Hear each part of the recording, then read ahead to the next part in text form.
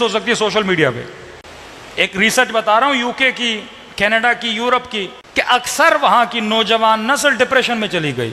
انہوں نے ریسرچ کی ہے، گاڑی ہے، پیسہ ہے، مال ہے، گھر ہے، جاب ہے، یہ ڈپریشن میں کیوں جا رہے ہیں لوگ؟ پتا چلا کہ انسٹاگرام استعمال کرنے سے ڈپریشن میں چلے گئے. بھائی کیوں؟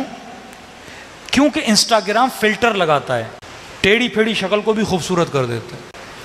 مطلب میں اپنی شکل آئینے میں دیکھ رہا ہوں اچھی نہیں لگ رہی، انسٹاگرام 3 فلٹر لگاتا ہے، خوبصورت آنکھیں، خوبصورت ہونٹ. ہاں اب بندہ انسٹا پہ خود کو دیکھتا ہے کہتا میں تو بڑا خوبصورت. یہ اکثر خواتین فوٹو نکالتی نا 3 فلٹر لگا دیتی. ہاں جوانوں میں بھی بیماری آ گئی. یہ پہلے عورتوں کا مسئلہ تھا، اب مرد اور عورت کا تو پتہ ہی نہیں لگتا نا. 4 فلٹر لگا کے اب ہم بڑے خوبصورت ہو گئے. کہتے ہیں ڈپریشن کیوں ہو رہا ہے؟ فلٹر لگاتی ہے. صبح آئینے کے سامنے جاتی ہے کہتی یہ کون ہے؟ اب خود کو فلٹر میں دیکھ رہا ہے نا بندہ. اکثر آئی فون میں کیا ہوتا ہے؟ فلٹر ہوتا ہے. یا کیا زبردست پکچر آئی ہے اور فلٹر والی ہے، بندے خدا تو ایسا ہے ہی نہیں. 3 فلٹر لگا کے اپنے فوٹو نکالتا ہے. اب جب ڈیلی خود کو دیکھتا ہے تو اپنی شکل اس کو اچھی نہیں لگتی. عدم رضایتی، سیٹسفائی نہیں ہوتا اپنی شکل سے. پھر جب ان سیٹسفائی ہوتا ہے پھر میک اپ کے پیچھے جاتا ہے. پھر جب ان سیٹسفائی ہوتا ہے پھر شکل کی سرجری شروع ہو جاتی ہے. ہونٹ یہ نہیں، ناک یہ نہیں، ہاں گال ایسے نہیں ہونے چاہیے.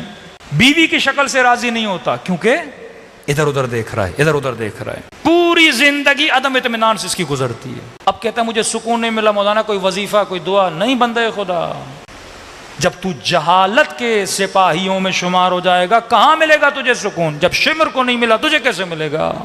اب معصوم فارمولہ بتاتے ہیں، فرماتے ہیں اگر شاکر بننا چاہتے ہو اوپر نہ دیکھا کرو، نیچے دیکھا کرو.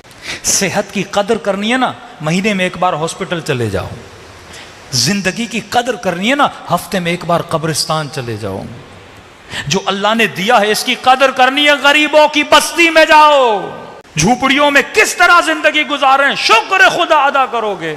آنکھیں دیے، ہاتھ دیے ہیں، زبان دیے، چل رہے ہو، پھر رہے ہو، شکر خدا ادا کرو گے. لیکن ہاتھ کے اوپر ہاتھ تو بہت ہیں، اوپر جاؤ گے نا اور کہاں رکو گے؟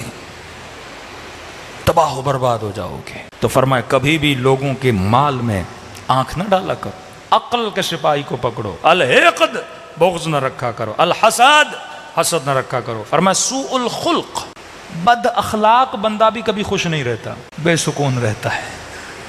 خوش اخلاق بنو. میں نے پچھلے سال اشرے میں کہا تھا، امیر المومنین فرماتے ہیں میرے شیعوں کی نشانیوں میں سے ایک نشانی یہ ہے کہ ان کے چہروں پہ ہمیشہ مسکراہٹ ہوتی ہے.